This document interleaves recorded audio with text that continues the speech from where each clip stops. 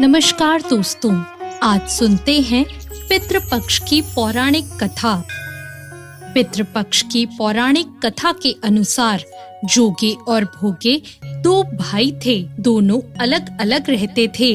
जोगे धनी था और भोगे निर्धन था। जोगे की पत्नी को अपने धन का बहुत अभिमान था, लेकिन भोगे की पत्नी बहुत ही सरल स्वभाव की थी।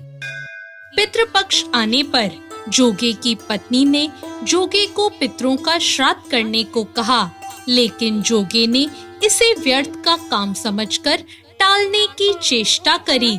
लेकिन उसकी पत्नी ने उसे समझाते हुए कहा कि अगर हम श्राद्ध नहीं करेंगे तो लोग हमारी बातें बनाएंगे। जोगे की पत्नी ने कहा, लोगों को दावत पर बुलाकर अपनी शान दिखाने का ये उचित अवसर है। उसने जोगे से कहा, आप शायद मेरी परेशानी की वजह से ऐसा कह रहे हैं, किंतु इसमें मुझे कोई परेशानी नहीं होगी। मैं भोगे की पत्नी को बुला लूंगी और दोनों मिलकर सारा काम कर लेंगी। फिर उसने जोगे को अपने पीहर भेजकर आने का न्योता भेज दिया। दूसरे दिन उसके बुलाने पर भोगे की पत्नी सुबह सुबह आकर काम में जुट गई और उसने रसोई तैयार कर दी। बहुत से पकवान भी बनाए और फिर सारा काम निपटाकर अपने घर आ गई। आखिर उसे भी तो पितरों का श्राद्ध और तर्पण करना था। जल्दी ही दोपहर हो गई। पितृ भूमि पर उतरे। जोगे भोगे के पितृ पहले जोगे के यहाँ गए तो उन्होंने देखा कि जोगे के ससुराल वाले वहाँ भोजन कर रहे हैं। पितृ निराश होकर भोगे के यहाँ गए। वहाँ क्या था? खाने को कुछ नहीं था। भोगे इतना गरीब था कि पितरों के नाम पर उसने सिर्फ अगियारी दे दी थी। पितरों ने उसी की राख चाटी और भूखे ही नदी के तट पर जा पहुँचे। थोड़ी देर बाद वहाँ सारे पितृ इकट्ठे हो गए और अपने अपने यहाँ के श्राद्ध की तारीफ करने लगे। जोगे भोगे के पितरों ने अपनी आप बीती सुनाई। फिर वो सोचने लगे कि अगर भोगे समर्थ होता तो शायद उन्हें भूखा नहीं रहना पड़ता, मगर भोगे के घर में तो 2 वक्त की रोटी भी नहीं थी। यही सब सोचकर उन्हें भोगे पर दया आ गई और वे नाच नाच कर गाने लगे, भोगे के घर धन हो जाए, भोगे के घर धन हो जाए। शाम होने को हुई।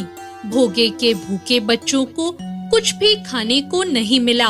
उन्होंने माँ से कहा, माँ, हमें भूख लगी है। माँ ने बच्चों को कहकर टाल दिया, जाओ, आंगन में हौदी औंधी रखी है, उसे जाकर खोल लो, उसमें जो मिले बांटकर खा लेना। जब बच्चे आंगन में पहुँचे तो उन्होंने देखा कि हौदी तो मोहरों से भरी पड़ी है। वो दौड़े दौड़े माँ के पास पहुँचे और माँ को सारी बात बताई। आंगन में आकर भोगे की पत्नी ने सब देखा और हैरान रह गई। इस प्रकार भोगे भी धनी हो गया, मगर धन पाकर भी वह घमंडी नहीं हुआ। दूसरे साल जब पितृपक्ष आया, श्राद्ध के दिन भोगे की पत्नी ने खूब सारे व्यंजन बनाए, ब्राह्मणों को बुलाकर श्राद्ध भी किया, भोजन कराया और दक्षिणा भी दी। ऐसा करने से पितृ बहुत प्रसन्न हुए और तृप्त होकर उसे ढेर सारा आशीर्वाद देकर गए। तो ये थी पितृपक्ष की कथा। ऐसी और कहानियों के लिए हमारे चैनल भक्ति ज्ञान को सब्सक्राइब करें। धन्यवाद। Here's a look at my week on Facebook gaming. Monday morning, I play puzzle games. On Tuesday, I choose racing games. Friday evening, I use groups to see what my friends want to play. Play the games you want and share with friends on Facebook gaming.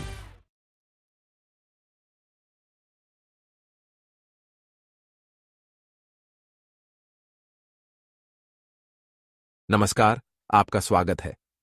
आज हम पितृपक्ष की महान कथा सुनाने जा रहे हैं। कहा जाता है, कि इस कथा को सुनने से समस्त प्रकार के पितृ दोष समाप्त होते हैं। इस कथा का ध्यानपूर्वक श्रवण करने मात्र से ही मनुष्य के कोटि कोटि पाप नष्ट होते हैं और उसे अपार धन संपत्ति और सुख समृद्धि प्राप्त होती है। पितरों की कृपा से उसके सभी दुख दोष समाप्त होते हैं और सुखी जीवन प्राप्त होता है। यह महान कथा भगवान श्री कृष्ण ने गरुड़ जी को सुनाई है। आइए सुनते हैं इस कथा को।